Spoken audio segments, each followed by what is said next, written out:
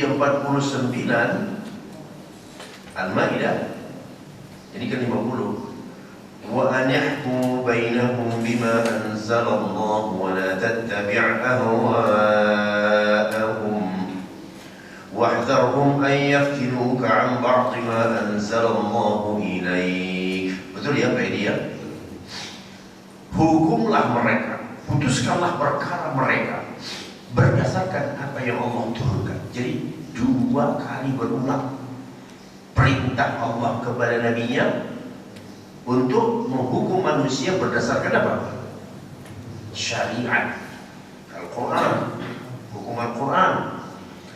Dan 2 kali juga berulang kata-kata wala tattabi' ahwa'ahum.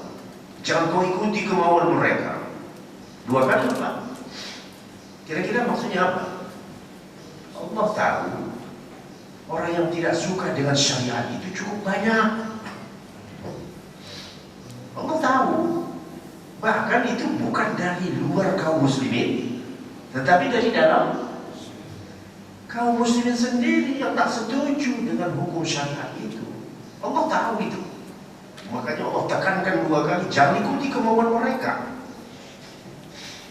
Kalau kau dengarkan kemauan mereka, tidak ada yang mereka sukai dari hukum syariat itu. Ya. Jangan ikuti kemauan mereka. Luar biasa. Wala tattabi'. Ayo kita baca sama-sama supaya masuk ke dalam. Wala tattabi' ahwa'ahum. Jangan kau ikuti ahwa. Ahwa itu hawa, kemauan, keinginan mereka. Wala tattabi' ahwa'ahum 'amma ja'aka minal haqq. Itu di 48. Jangan kau ikuti kemauan mereka sehingga memalingkanmu dari apa yang datang kepadamu berupa kebenaran. Ya, tak peduli mereka setuju tidak setuju, laksanakan. Nah, tapi memang Rasulullah pada saat itu sudah sebagai apa? Kepala negara. Nabi sudah sebagai kepala negara di Madinah. Makanya dengan gampang beliau melaksanakan hukum karena payungnya sudah ada. Nah, jadi sebenarnya ayat ini secara tidak langsung sebelum menegakkan hukum itu buat dulu perangkatnya. Inilah yang kita kasih dulu 2 bulan yang lalu. Betul kan? Di ayat 48. Masih ingat Bapak-Bapak? 48. Jadi sama seperti perintah sholat dengan wudhu. Masih ingat perumpamaannya? Allah memerintahkan sholat, aqimus sholat. Lalu Allah mengatakan, idza qumtum ila sholat faghsilu wujuhakum. Kalau kamu mau sholat, basuh mukamu. Itu namanya wudhu. Ulama menetapkan tidak sah sholat tanpa wudhu. Dan wudhu itu harus pakai air. Airnya ada di dalam tanah. Kalau tidak digali sumur, dia tidak akan keluar. Apa hukum menggali sumur? Wajib. Allah tidak pernah mengatakan gali kamu sumur supaya kamu bisa berwudu lalu kamu sholat. Itu anak SD pun tahu. Ya. Allah cukup menerangkan kalau kamu mau sholat berwudu dulu. Akalmu berfungsi. Bagaimana berwudu? Airnya di mana? Airnya ada di dalam tanah. Harus digali. Nah, dari sinilah ahli fikih, ahli hukum Islam membuat kaidah. Ma la yatimul wajib illa bihi fahuwa wajib. Ayo Pak, kita sebut. Ma la yatimul wajib illa bihi fahuwa wajib. Sesuatu kewajiban yang kalau dilaksanakan harus punya perangkat. Tidak bisa, tidak tersedia. Maka mengadakan perangkat itu hukumnya wajib. Itu kaidah fikih itu. Itu hebatnya para ahli hukum kita ya. ahli hukum kita itu, masya Allah, mereka menggali dari Quran, menggali dari hadis, ya, lahirlah kaidah hukum, ya.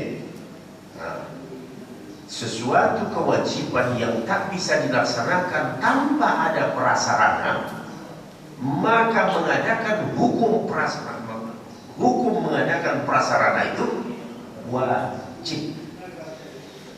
Maka kembali kepada ayat, apa hukum menegakkan hukum Allah?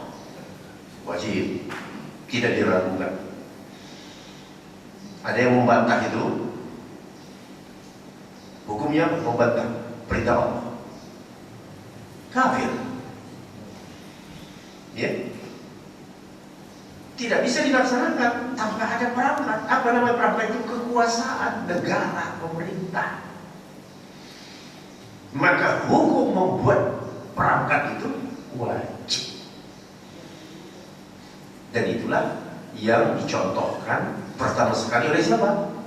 Rasulullah sallallahu alaihi wasallam.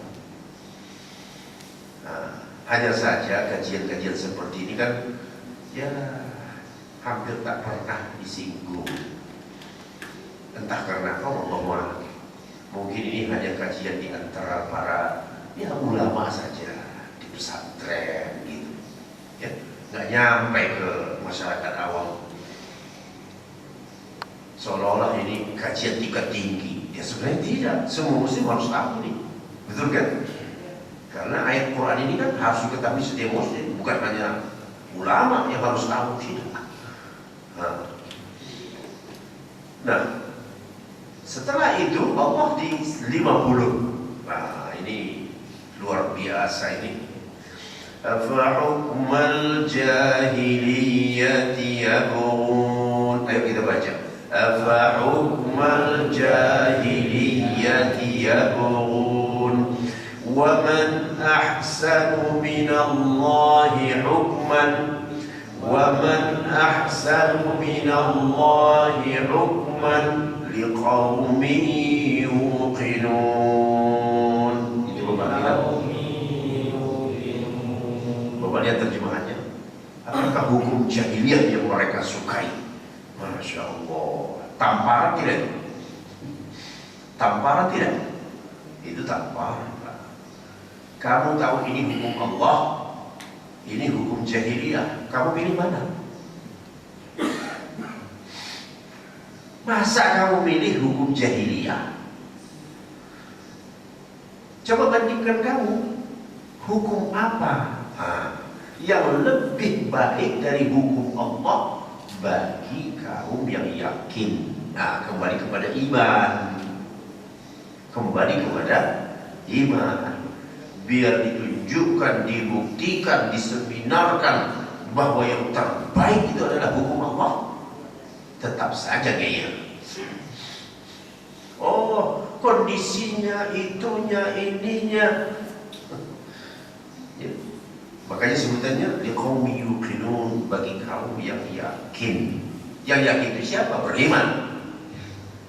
Yang tidak punya keyakinan seperti itu hanya ada dua. Sebut Pak. Munafiqun, kafir dan munafiqun. Kan manusia itu berdasarkan Al-Quran kan hanya tiga aja: mukminun, kafirun, munafiqun. Nah, termasuk mengukur munafik itu dari sini. Yang tak setuju dengan hukum syariat itu munafiqun. Kalau dia masih mengatakan saya muslim loh, ya, tetapi saya keberatan itu nggak cocok untuk kondisi kita. Nah, ini nih mereka ini. Ya, dari dulu pun orang seperti itu ada di zaman Nabi. Makanya Allah mengatakan jangan ikuti kemauan mereka, jangan dengerin mereka gitu, kira-kira ya. Putuskan saja, jangan dengerin mereka. Kalau kau dengerin keberatan mereka, sampai kapanpun kau tidak akan menegakkan hukum Allah. Iya. Baik. Lagi-lagi memang ini bagi yang baru dengar, ini ibarat desingan peluru. Ya, wah, keras sekali. Tidak keras. Bagi orang beriman itu tidak keras. Hal yang biasa saja. Sama saja seperti perintah sholat itu. Bagi yang tidak sholat, bagi dia disuruh sholat berat, betul tidak? Tak terbiasa sholat, disuruh sholat, dipaksa sholat, bagi dia berat. Ini juga begitu. Tapi bagi sudah orang yang paham, tahu. Jadi sesungguhnya hukum itu adalah refleksi dari akidah. Nah, ini dia yang ingin saya tekankan itu.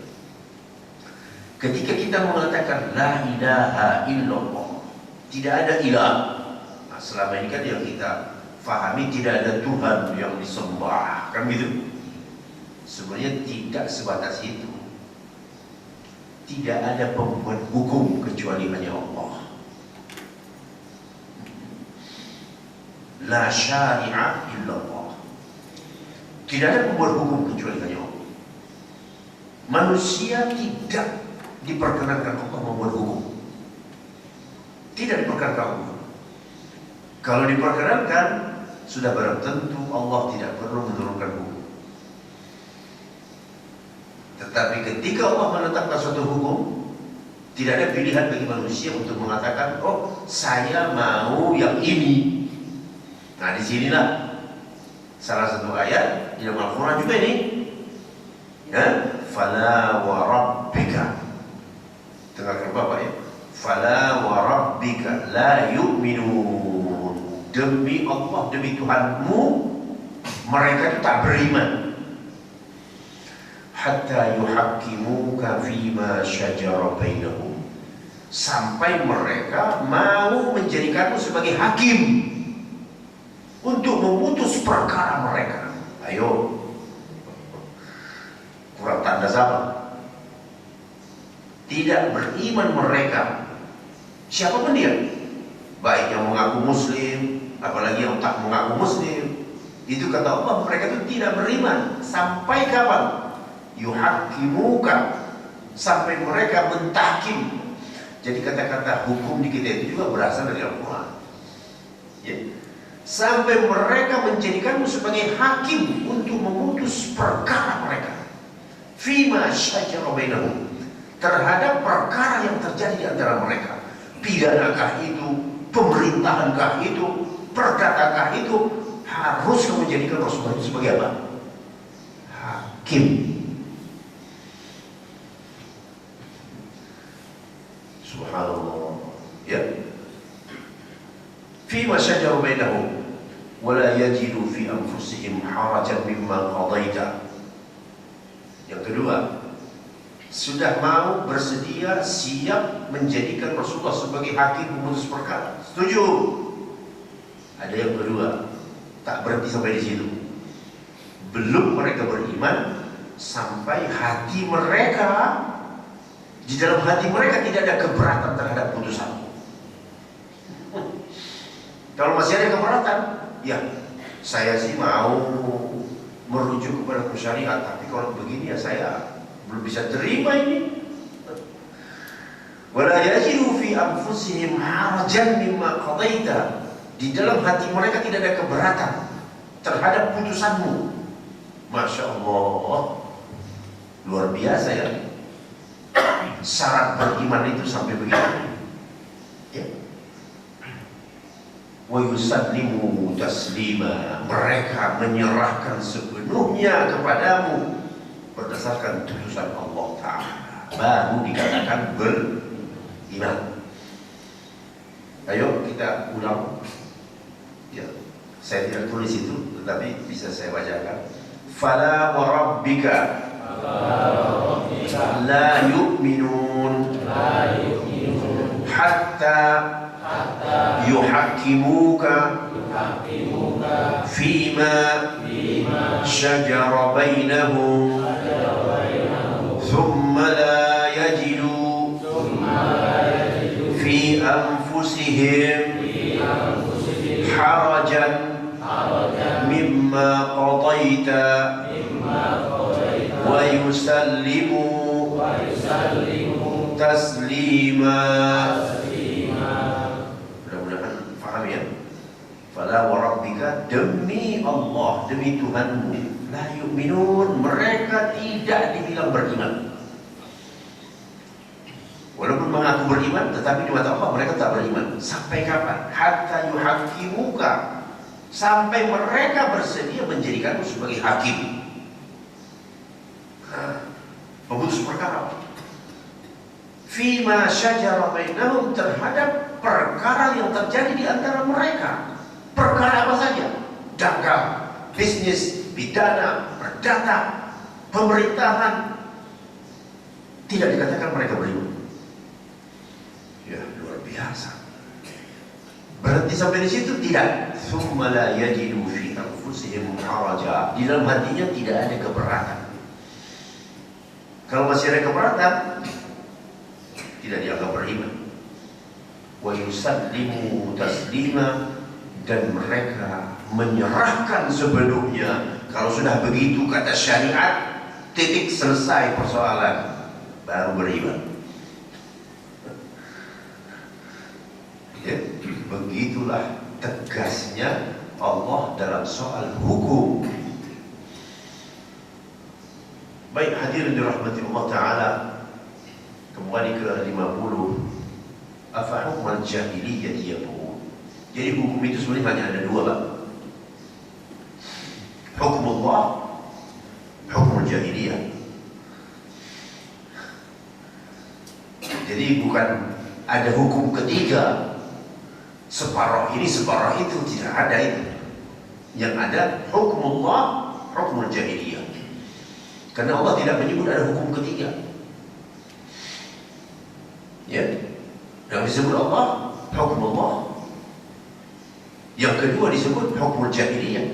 Nah, jadi mari kita lihat perkataan Imam Hasan al-Basri, seorang tabi'in. Siapa yang menghukum dengan selain hukum Allah, hukum itu adalah hukum jahiliyah. Luar biasa ya. Luar biasa. Artinya kalau kita kaitkan dengan kondisi dunia Islam saat ini, ada yang menganut sistem Anglo-Saxon, ada yang menganut Eropa kontinental. Itu semuanya hukum apa? Jahiliyah. Karena yang buat orang kafir memang.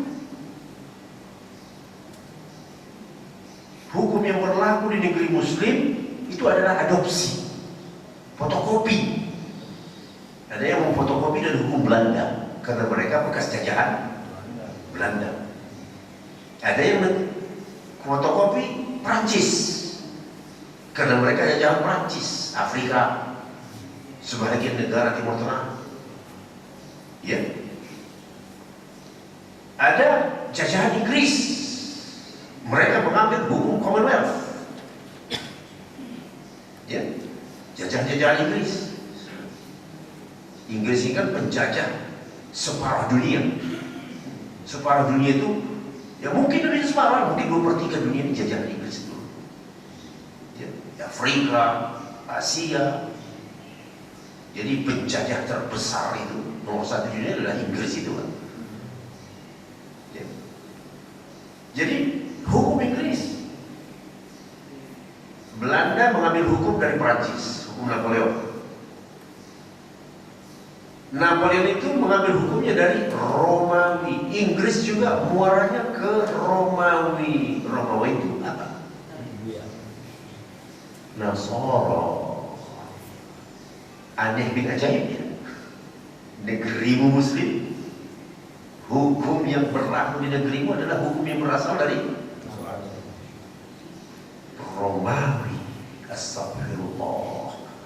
Jadi sebenarnya musibah terbesar di dunia Islam ini dia, bukan tsunami. Ketika kaum muslimin hidup di bawah hukum buatan orang kafir, itulah musibah terbesar. Dan Nabi mengingatkan itu nanti. Nanti umpamanya ada hadisnya. Ya. Jadi tidak heran kenapa ya kita itu tidak pernah lepas dari musibah. Tidak pernah lepas dari musibah. Karena kasar itu sudah melawan Allah Ta'ala. Mungkin melawannya itu gara-gara gak ngerti. Nah, kalau super gara-gara gak ngerti, nanti ini yang akan diminta pertanggungjawaban ulama. Tugas ulama itu memberi pengertian kepada umat. Ya, mudah-mudahan saya tidak ditanya lagi karena saya sudah menyampaikan ini ke bapak-bapak. Ya, artinya sejauh jangkauan saya, kan begitu kan? Nah, sejauh jangkauan saya. Jadi semuanya itu berasal dari hukum Romawi. Yang kita tahu Romawi itu siapa? La ilaha illallah Muhammadur Rasulullah. Nah, berikut ini, ini hadis yang saya bilang. An Abi Umamah Al-Bahili, an Nabi sallallahu alaihi wasallam annahu qala: La tunqadanna 'ura al-Islam 'urwatan 'urwatan. فكلما انتقضت عروة تشبث الناس بالتي تليها فأولهن نقضا الحكم وآخرهن الصلاة.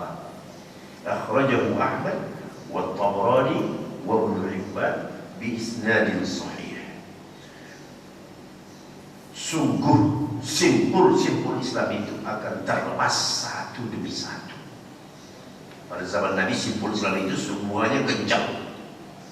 Begitu Pak ya? Pemerintahan, ya, sosial, pengetahuan, ibadah, akidah, semuanya terikat apa? Kuat dan kokoh. Berjalan waktu panjang, simpul-simpul Islam itu satu persatu akan lepas. Merasakan gak? Kira-kira merasakan? Setiap kali satu simpul terlepas, orang-orang bergantung pada simpul berikutnya. Lepas satu, pegang satu. Lepas ini, pegang berikutnya. Lalu kata Rasulullah, yang pertama kali lepas itu adalah hukum. Betul, pemerintahan. Susah sudah mencari pemerintahan yang berdasarkan Islam. Betul tidak? Ini ucapan Nabi ini. Kemana Bapak mencari zaman sekarang pemerintahan yang dibangun atas Islam? Ya. Jadi setiap kali lepas satu, manusia bergantung kepada situ. Yang pertama lepas. Dan artinya apa? Kenapa dikatakan Nabi pertama kali lepas? Karena ini intinya. Inti umat dan penegakan Islam itu ada di pemerintahan. Kalau nggak memegang pemerintahan, kamu hanya ngomong doang. Betul nggak?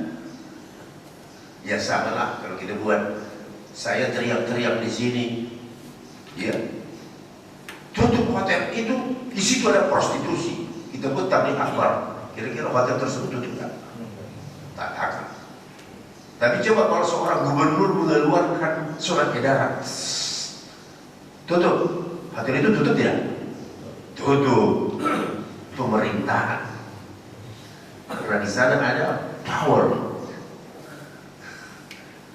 ada isyarat dari Rasulullah. Yang pertama lepas dari ikatan itu adalah pemerintahan. Tidak ada lagi. Jadi akhirnya memang betul Islam itu hanya tinggal ritual saja. Bisa mengerti Pak ya? Islam itu hanya tinggal ritual. Ya, sholat 5 waktu, dan di mana saja, tidak perlu negara itu. Kamu mau sholat, bahkan di negara, di Moskow kamu boleh sholat. Di Moskow kamu boleh puasa kan? Boleh, di mana saja. Bagi mereka tidak ada masalah. Kamu sholat Jumat, kamu puasa, kamu bersedekah, oh lebih difasilitasi lagi itu. Jadi kata Rasulullah, ini hadis Nabi kan? Ya, hadis sahih. Yang pertama terlepas itu adalah hukum pemerintahan, hukum. Dan yang terakhir nanti, Ya, lepas itu adalah sholat. Wow, rupanya ada zaman manusia tidak lagi bisa sholat. Ya, mungkin uji cobanya kemarin-kemarin ya, orang mau ke masjid gak boleh. Ya, gak boleh, tutup. Ya, begitu surat dari atasan gak boleh. Nanti kita DKM dipanggil. Uji cobanya kemarin itu sudah ada. Ya. Nah, jadi yang pertama terlepas adalah simpul hukum. Artinya pemerintahan dan hukum yang berlaku tidak lagi berlandaskan hukum syariah. Negeri-negeri Islam umumnya bekas jajahan, kalau tidak Inggris, Perancis, Portugis, Itali, Belanda. Dan semua negeri itu mengadopsi hukum peninggalan penjajahnya. Sebenarnya secara logika Pak nggak masuk. Masa kamu benci, kamu usir penjajah, tapi hukumnya kamu pakai? Logika akal sehat ya? Itu nggak sehat itu logika. Tapi terjadi. Kamu benci penjajah kan? Iya. Kamu usir dia. Kamu korban, perang melawan dia. Tetapi sistemnya kamu pakai. Hukumnya kamu pakai. Ada yang beda ajaib. Dan itu berlaku di hampir seluruh negeri Muslim. Yang tidak kena itu cuma Saudi Arabia aja. Karena Saudi Arabia tidak pernah dijajah. Ya. Jadi semua negeri-negeri itu menjalankan hukum peninggalan penjajahnya. Jajahan Inggris mengadopsi hukum Inggris.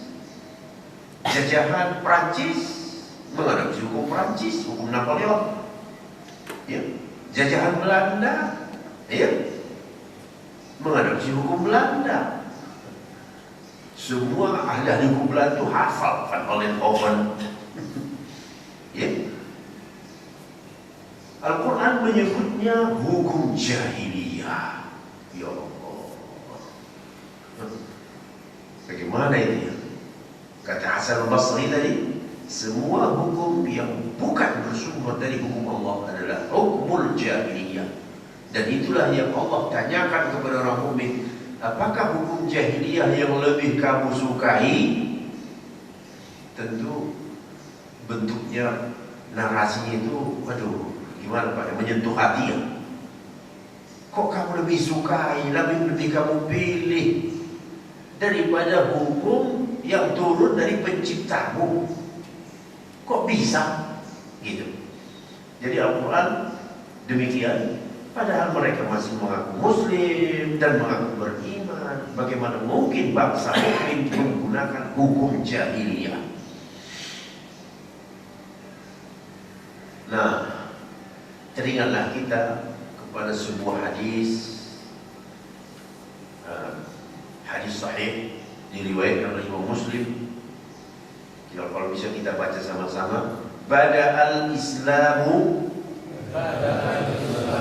ghariban wa sayaudu ghariban kama bada'a fatuba lil ghuraba.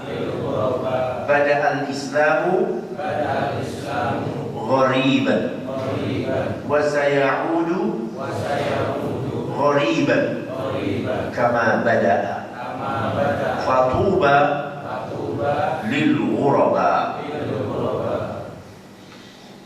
Kata Nabi, Islam itu awal munculnya terasing. Ya betul lah. Mengajarkan tauhid di masyarakat paganis. Aneh tidak? Aneh, asing. Makanya dimusuhi, dikejar, diintimidasi karena bawa ajaran aneh. Lalu Islam pun mengakar, berkembang, mengakar. Orang jauh dari berhala, syirik. Pembuat hukum itu hanya Allah. Dan ini berlaku ratusan tahun loh, sejak zaman Nabi Jadi pemberlakuan syariat itu Bapak, semua di mana ada dulu kaum muslimin, di situ berlaku syariat. Formal. Bapak mungkin kaget, saya pun awalnya kaget bahwa ada sebuah disertasi di NTB sampai tahun 50-an.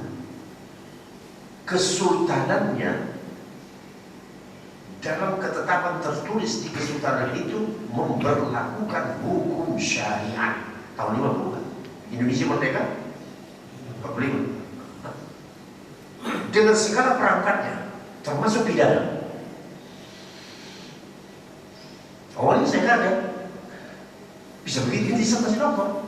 Tidak perlu saya sebut orangnya, teman saya. Begitu ya? Iya, jadi semua kesultanan itu tertulis hukumnya itu hukum syariat. Semua. Dan memang itu adalah ketentuan Islam. Di mana ada masyarakat muslim, maka di situ pasti berjalan apa? Syariat. Kalau tidak berjalan syariat, ada sesuatu yang aneh. Afa hukmul jahiliyah yabghun. Di mana saja. Ya. Nah, hanya saja ya itu dia. Ketika kekuasaan baik yang besar namanya kan khilafah, yang kecil-kecil namanya kesultanan. Ketika kekuasaan itu dirampas, bubar, maka otomatis payung hukumnya sudah tidak ada. Otomatis syariatnya juga akan hilang. Jadi berapa tahun Pak? Ya hitung saja sampai runtuhnya kekhalifahan apa? Utsmani. Jadi dari masa Rasulullah sampai 1924 hukum syariat sebagai hukum yang berlaku di negeri-negeri muslim seluruhnya. Karena Utsmaniyah itu menguasai dunia dulu. Kita ini dulu menginduknya Utsmaniyah Pak, Aceh. Ya, makanya ketika terjadi tsunami yang pertama kali datang membawa bantuan Turki kan. Karena dia tahu dalam petanya ini adalah wilayah Utsmaniyah dari dulu. Mereka yang pertama kali itu Turki. Sampai kemana itu? Sampai ke Tidore sana, Irian Barat itu. Itu semua masuk wilayah kesultanan. Dan itu semuanya tunduk kepada Utsmaniyah. Sejarah ini kita banyak nggak tahu kan. Jawa ini kesultanan, Cirebon, Banten, Jogja, terus itu semua kesultanan. Dan kesultanan itu merujuknya kepada syariat. Karena induknya Istanbul, Turki itu induknya itu. Jadi yang menyangkut urusan daerah lokal kamu, yaitu silakan kamu, ya, silakan bertindak sendiri, sesuaikan dengan kondisi kamu. Tetapi induknya itu syariat. Ya, ada sebuah buku ratusan tahun yang lalu terkenal, penulisnya namanya Pengembara Ibnu Battuta. Kalau pernah dengar Ibnu Battuta itu seorang pengembara dunia. Dunia itu dikelilinginya. Tentang Indonesia, dia sebut, dia sampai pertama kali itu di Sumatera.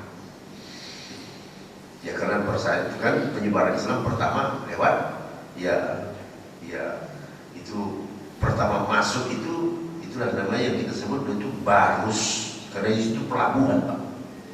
Islam pertama masuk itu di Barus. Yang sekarang Barus itu sudah berubah dari mayoritas Islam ke mayoritas orang. Kita cari Bapak sendiri. Itu adalah pintu gerbang Islam pertama masuk. Ibnu Battuta menuliskan, menceritakan bagaimana dia menyaksikan bahwa dahulu sultan ya sebagai penguasa dia punya mufti yang melaksanakan hukumnya berdasarkan mazhab Syafi'i. Nah, kalau yang satu ini itu oleh Utsmaniyah tidak diganggu-gugat. Ya, karena Utsmaniyah itu aslinya mazhabnya apa? Hanafi. Tetapi kalau untuk urusan kalian di dalam wilayah kalian, karena penduduknya itu Syafi'i, pakai saja mazhab Syafi'i. Itu ditulis oleh Ibnu Battutah, pengembara abad kesekian. Masya Allah. Jadi memang dari dulu begitu. Di mana ada umat Islam, maka di situ berjalan hukum Allah. Sampai datanglah seorang manusia, la'natullah, yang bernama Kemal Atatürk. Dialah ya pionnya Yahudi membubarkan Utsmaniyah itu dan sekaligus menghapus syariat. Maka semua wilayah Utsmani di dunia ini bersorak-sorai seolah-olah lepas dari penjajah, padahal mereka berada di bawah penjajahan Barat yang menerapkan untuk mereka itu hukum yang disebut oleh Al-Quran sebagai hukum jahiliyah. Berdirilah Mesir, Suriah, Jordan, semuanya ini kan mengadopsi hukum-hukum dari mana? Inggris. Kalau nggak praktis Inggris, ya. Jadi mereka lepas dari Utsmani, masuk ke hukum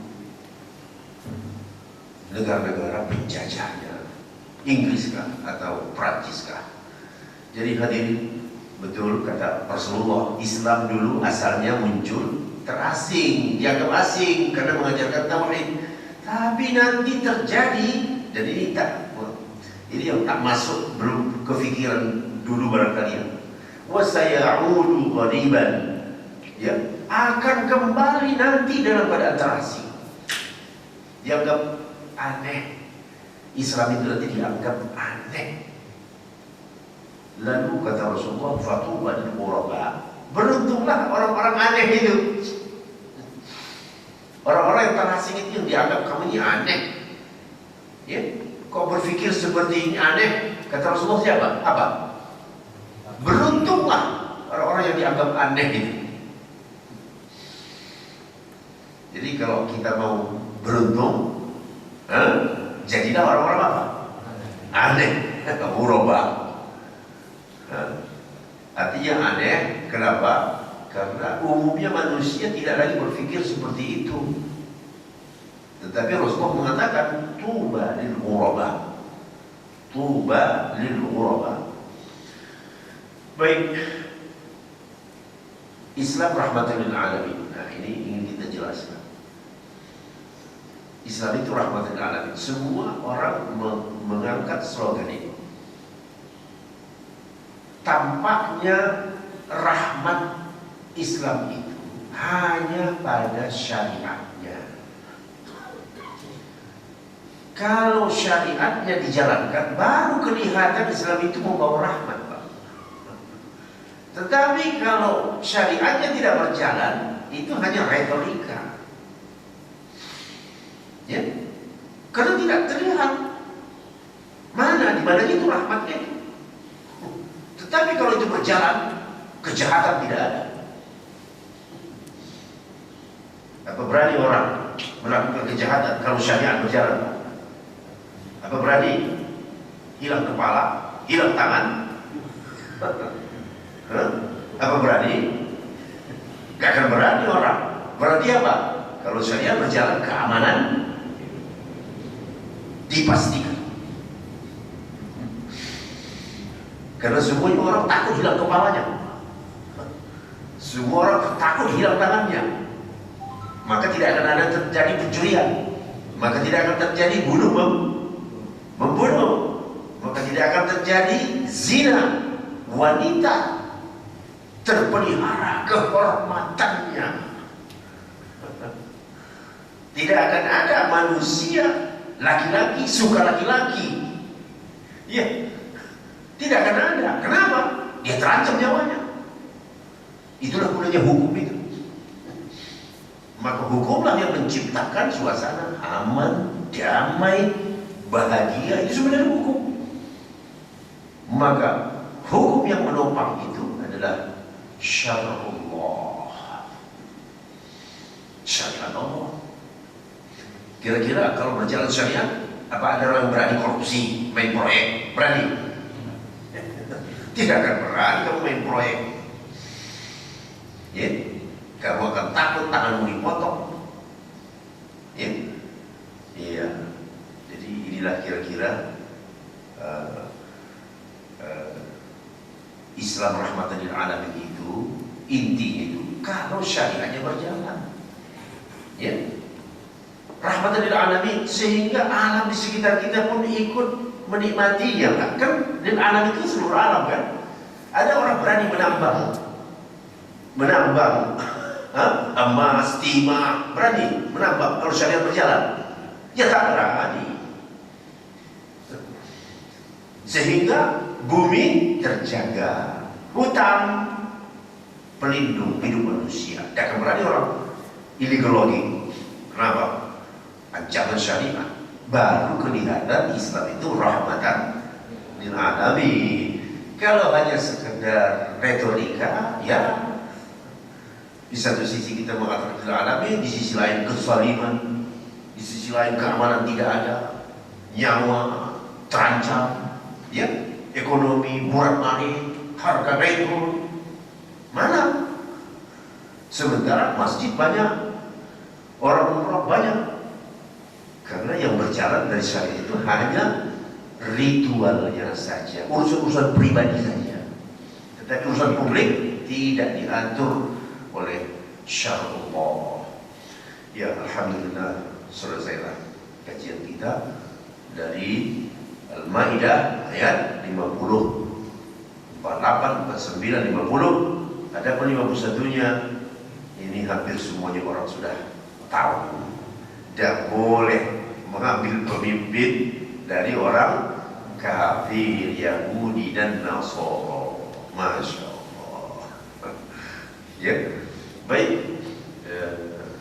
Bagaimana, Ustaz? Ya? Oh begitu, iya. Baiklah, kalau sekiranya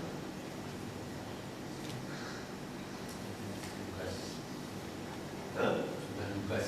Oh iya, alhamdulillah kalau sudah tugas. Sampai di sini dahulu kajian kita. Apa yang harus kita ambil? Yang pertama, keimanan dulu, Pak. Iman dulu nih, bahwa apa yang difirmankan Allah itu harus kita terima. Jangan kita diskusikan. Ada firman Allah bukan untuk didiskusikan, untuk diimani. Bukan diseminarkan firman Allah. Diimani, dilaksanakan. Ya. Boleh didiskusikan cara pelaksanaannya, ya. Tetapi mendiskusikan kira-kira benar nggak ini? Oh jangan.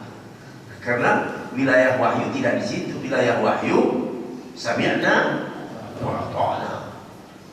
Kita itu ciptaan Allah. Sering saya mengumpamakan HP bapak itu Samsung. Pasti yang berhak membuat buku petunjuknya siapa? Gak mungkin bapak pakai punya iPhone, chargernya aja beda. Betul kan? Manusia patuh pada itu. Gak pernah orang punya Samsung rusak spare partnya dia pergi ke toko iPhone, gak pernah. Kenapa? Karena dia tahu. Karena yang paling berhak melakukan perbaikan dan merawat alat itu pabrik yang memproduksinya. Tapi untuk hidup dia tidak pakai itu. Dia produksi apa? Manusia produksi apa? Allah. Maka yang berhak untuk membuat buku petunjuk perawatan manusia harus dari siapa? Dari Allah. Ya. Harusnya sama. Kenapa dalam soal peralatan kamu pakai logika itu, Tetapi dalam kehidupanmu kamu tidak pakai logika itu. Oleh karenanya kehidupan manusia jadi akhirnya apa? Berantakan. Karena dia melakukan intervensi terhadap tugas yang bukan tugas dia. Tugas manusia itu tunduk pada hukum Allah. Aqulu qouli hadza wa astaghfirullah. Wassalamualaikum warahmatullahi wabarakatuh.